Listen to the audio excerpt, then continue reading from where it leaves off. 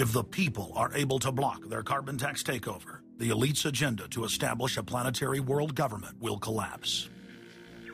To force their unpopular agenda upon the planet, the controllers are racing to complete the construction of their police state control grid.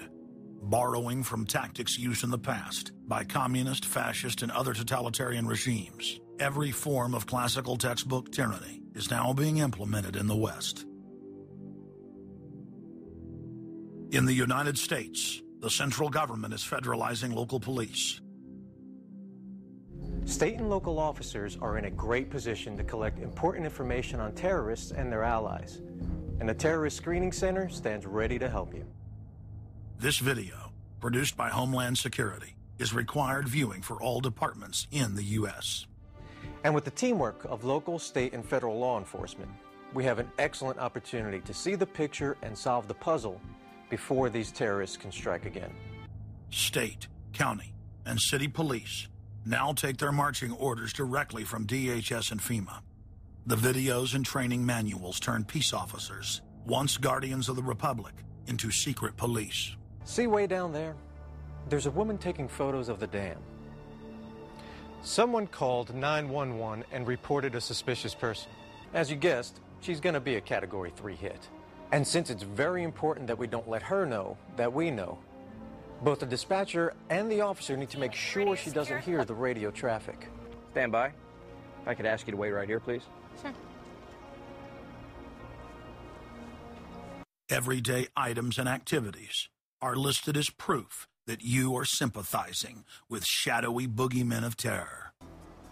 Of course, he's going to keep his eyes open for anything interesting or unusual in the car. That would include cameras, binoculars, video equipment, GPS, maybe things like sleeping bags that suggest they're living out of the car. From their inception, Homeland Security and Northcom were set up to dominate the people and the states, not to fight the CIA-created Al-Qaeda. Patriotic members of the military and law enforcement, at great risk to their lives and careers, have sent this filmmaker federally and internationally produced law enforcement manuals, textbooks, documents, and videos. The MIAC report, distributed to Missouri law enforcement, lists gun owners, libertarians, constitutionalists as potential terrorists. The federally written document went on to list Ron Paul, Bob Barr, and American flag bumper stickers as dangerous paraphernalia linked to white supremacists. Even before 9/11, FEMA was quietly indoctrinating local police to have a hatred of the Founding Fathers and everything our constitutional republic stands for. Who was the first terrorist organization in the United States? Who? Founding Fathers. Founding Fathers. You mean Thomas Jefferson? Oh, yeah.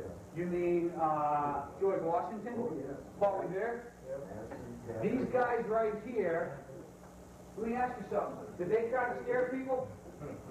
Oh, yeah. They tried to intimidate the British. Did they use acts of violence? Your founding fathers, my founding fathers, were involved in acts of terrorism against British officials because they systematically had British officials assassinated.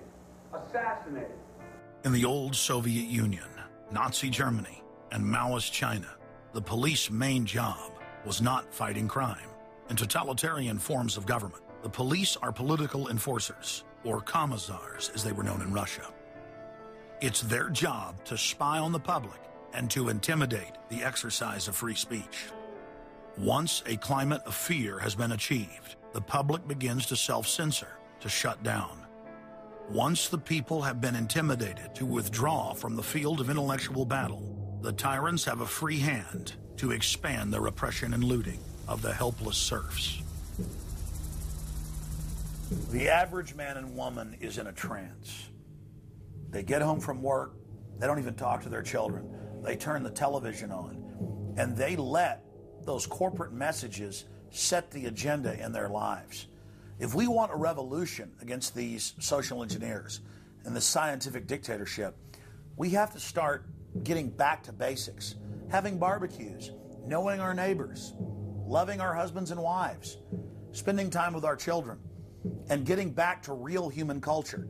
This false corporate culture has been superimposed over our daily lives.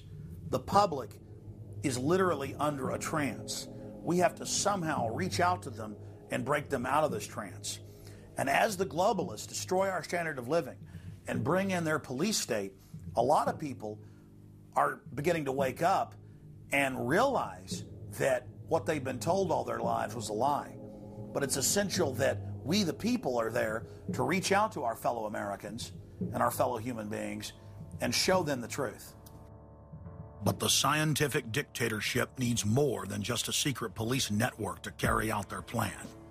Citizen spies at every level of society have been recruited to keep their eyes and ears focused on everything their neighbors and co-workers are doing and saying. More than 50,000 private sector executives have been recruited by FEMA to secretly serve as deputy FBI informants under the InfraGard program. Now there are more than 75,000 preachers serving FEMA in the clergy response teams. Internal FEMA documents reveal that the majority of America's pastors now serve as agents of the shadow government.